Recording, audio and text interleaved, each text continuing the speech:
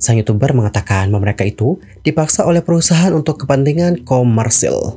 Para idol memberitahu saya betapa sulitnya bagi mereka dikenakan RPS dan betapa mereka menderita karenanya.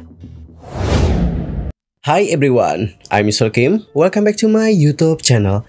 Guys yang lagi nonton, bagaimana nih kabarnya hari ini? Apakah dalam kondisi yang baik saja?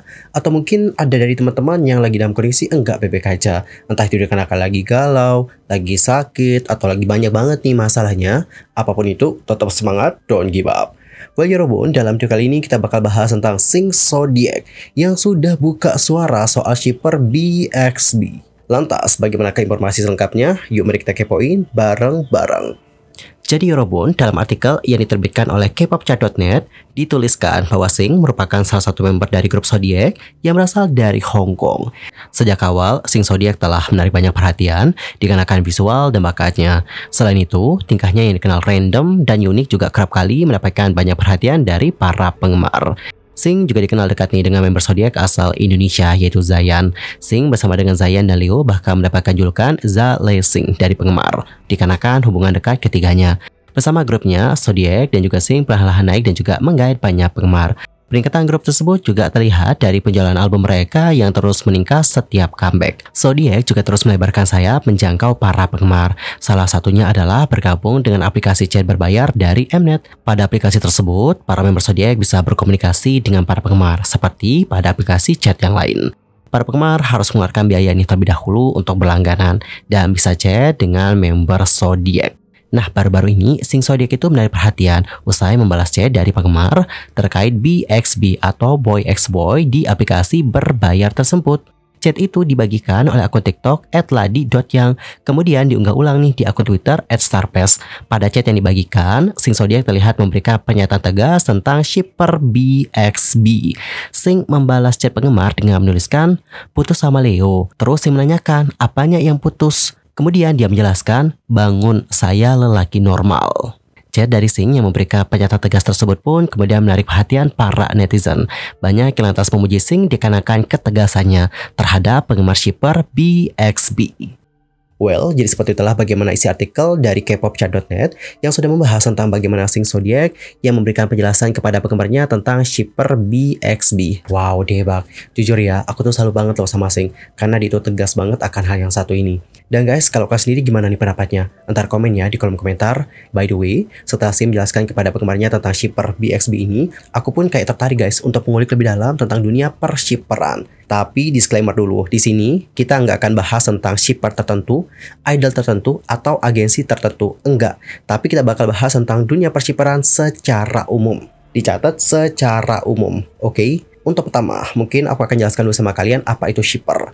Nah Yorobun, shipper dalam bahasa Inggris itu berarti pengirim. Namun dalam dunia per-K-popan bukan itu artinya shipper. Di dunia per-K-popan sendiri atau di industri hiburan lah ya sebenarnya, shipper sendiri merupakan sebuah budaya yang mana mereka itu seperti memasangkan idol mereka dalam suatu hubungan yang romantis. Dan biasanya mereka memasangkan idol ini dengan idol dari agensi lain atau bahkan di grup yang sama. Dan seperti yang dilansir dari kumparan.com, shipper ini menikmati dan juga memproduksi konten sesuai dengan apa yang mereka inginkan. Keterlibatan mereka yang semakin dalam membuat mereka memaknai pasangan yang disukai sebagai hal yang nyata, bukan sebatas konten media. Para fans biasanya menjodohkan para idol karena terlihat serasi di beberapa acara, atau perasaan yang dibangun oleh para idol ini terlihat cocok. Dan shipper ternyata cukup berpengaruh loh guys terhadap popularitas dan juga mental sang idol. Dan bahkan berdasarkan beberapa survei di Twitter dan juga Facebook, beberapa fans yang terjun ke dalam dunia K-pop itu mengaku berawal dari membaca fanfiction yang menjadi bentuk imajinasi dari shipper couple idol, termasuk shipper BXB atau shipper GXG. Atau shipper sesama member dalam sebuah grup.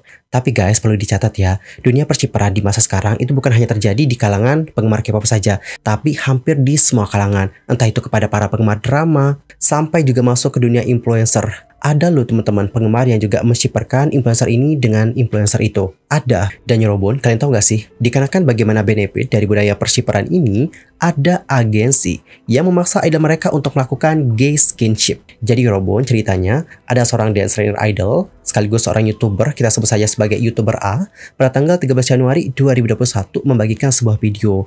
Nah, di video itu dia mengungkapkan tentang bagaimana sisi gelap pihak agensi hiburan. Video tersebut berjudul "Budaya Pasangan Sesama Jenis Digunakan untuk Memperoleh Uang dalam Dunia Entertainment". Dan dalam video tersebut, A berkata seperti ini, "Para agensi memaksa idol pria untuk melakukan gay skinship untuk konten RPS yang menimbulkan keributan di sosial media. Saat ada berbagai tanda di mana penggemar menggabungkan idol favorit mereka menjadi pasangan OO dalam grup, pihak agensi merekomendasikan idol tersebut untuk melakukan lebih banyak skinship untuk mengambil keuntungan dari kondisi tersebut. Para agensi menginstruksi para idol pria untuk sering saling menyentuh dengan sengaja saat mereka tampil di panggung atau siaran, sehingga penggemar menangkap momen tersebut dan membagikannya di sosial media. Kemudian sang YouTuber juga membongkar percakapan kakotok dengan idol yang sedang aktif ke dalam videonya, di mana sang idol menuliskan seperti ini guys, "Sangat banyak bisnis pasangan gay, penggemar menghubungkannya, dan para idol sebagai tanggapan dengan sengaja melakukan skinship." Selain itu, dance trainer idol ini juga mengungkapkan nih guys, bahwa para agensi menggunakan RPS untuk menghasilkan keuntungan, dan secara internal menamai kegiatan ini sebagai Bigapper atau Gay Business Performance, dan Bigacher atau Gay Business Couple. Faktanya adalah agensi besar juga bahkan mengadakan fanfic contest. Dan guys, yang mirisnya adalah banyak idol pria yang biasanya menjadi target seksual untuk konten RPS merasa enggak nyaman, namun terpaksa melakukannya. Sang YouTuber mengatakan bahwa mereka itu dipaksa oleh perusahaan untuk kepentingan komersil. Wow, serem juga sih kayak gini. Dan aku juga rasa di sini ada di teman-teman yang masih belum paham tentang RPS. RPS itu apa sih? Nah, teman-teman, seperti yang sudah sempat kita singgung tadi, RPS sendiri merupakan istilah umum yang digunakan di Korea, yang merupakan kependekan dari Real Person Slash. Istilah ini mengacu pada cerita fanfiksi yang eksplisit, seksual, dan umumnya tidak pantas yang ditulis tentang idol dan juga orang nyata lainnya. Jadi guys, intinya tuh RPS ini seperti cerita, tapi ceritanya yang mengarah ke plus-plus gitu loh. Dan RPS ini merupakan perwujudan dari fanfiksinya penggemar. Nah, tadi kan ada nih penggemar yang kayak shipperin ini sama shipperin itu. Setelah di shipperin, dia pun kayak memiliki ide nih atau imajinasi bagaimana sih cerita romantis mereka gitu. Nanti dibuatinlah fanfictionnya. Dan Yorobun, udah banyak banget loh orang-orang dalam industri hiburan yang sudah speak up tentang RPS. For the example adalah BY dan juga Son Simba. Mereka bahkan membagikan petisi untuk menghukum penggemar yang menulis RPS dan menyebut mereka sebagai penjahat. Son Simba menuliskan, "Kamu tidak bisa mengabaikan situasi yang telah tercipta. Ada orang yang membuat dan menjual cerita mereka serta gambar orang sungguhan.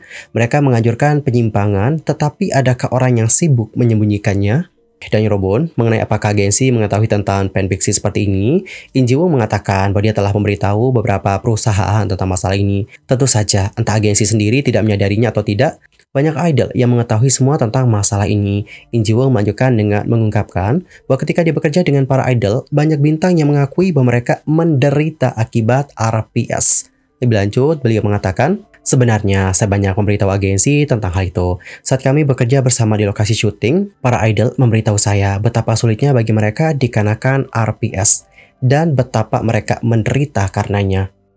Selain itu, koreografer dan mantan pelatih idol tersebut juga mengatakan bahwa beberapa agensi sebenarnya melihat RPS sebagai hal yang positif, dengan perusahaannya mengklaim banyak orang menjadi penggemar melalui RPS. Namun dalam pandangan In Ji-woong, jika mereka menjadi penggemar dikarenakan RPS, mereka bukanlah penggemar yang tidak bersalah. Dan mengenai apakah agensi benar-benar akan menuntut penulis fanfiksi RPS, Dragon J mengatakan bahwa perusahaannya telah memeriksa RPS untuk melihat apakah mereka dapat mengajukan tuntutan hukum terhadap penulis tersebut. "Jika seorang artis di perusahaan kami terluka dan juga menderita, kami akan segera mengambil tindakan hukum terhadapnya." So, kesimpulannya adalah jangan memaksa mereka untuk berada dalam suatu hubungan berdasarkan imajinasi kalian, apalagi sampai membuat fanfiction yang mengarah kepada tindakan seksual, karena itu akan membuat para idol menjadi tidak nyaman dan juga menderita. Dan Yorobun, bagaimanakah pendapat kalian akan masalah yang satu ini? Nanti langsung aja ya sampaikan di kolom komentar. Anyway, cukup sekian ya untuk hari ini. I'm Solki pamit. Ini sumpah sih panas banget ya guys, gila, dari tadi panas banget. Aku keringetan ya kelihatannya. Dan Yorobun, aku juga minta maaf nih jika ada salah-salah, entah itu dalam perkataan, tindakan, dan sebagainya. I'm so sorry banget. Dan mungkin ada hal yang harus dikoreksi, nanti langsung aja koreksi di kolom komentar. Sampai jumpa dan selamat beraktivitas. Goodbye everyone.